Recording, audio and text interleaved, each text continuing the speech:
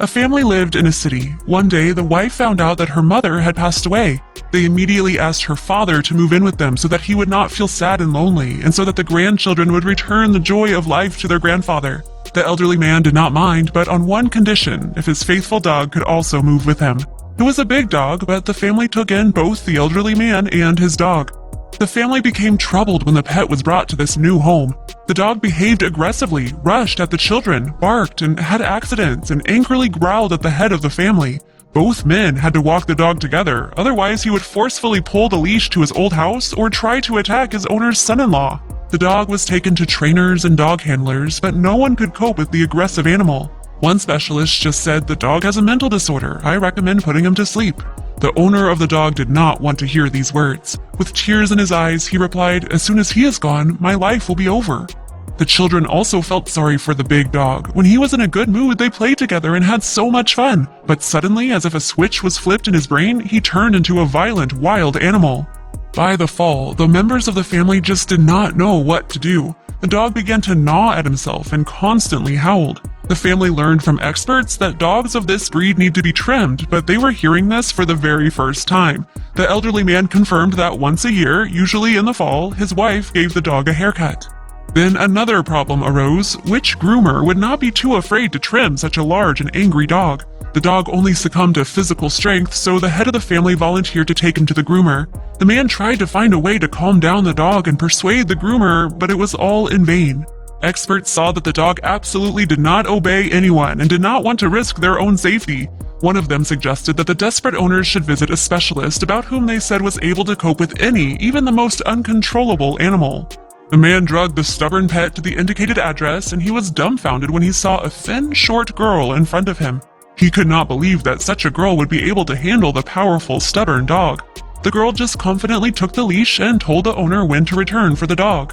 When the owner came back, he expected the girl to have failed trimming the dog, but the man was amazed to see a neatly trimmed, well-groomed pet in front of him. He obediently stood on the girl's table while she finished cutting the hair on his paws. The dog looked important, like a marshal at a military parade, and he was holding a bright rubber ball in his teeth. The man would never have believed that he was seeing the same dog until he turned to him and looked into his eyes. The girl said that she would now teach the owner how to trim the claws and brush the dog's teeth. Then the man could not restrain himself and told the girl the whole story about how the dog appeared in his house and about his ugly behavior. "Therefore, we will definitely not be able to do these procedures with him," he finished his story disappointedly. "Can we bring him back to you?" he asked hopefully.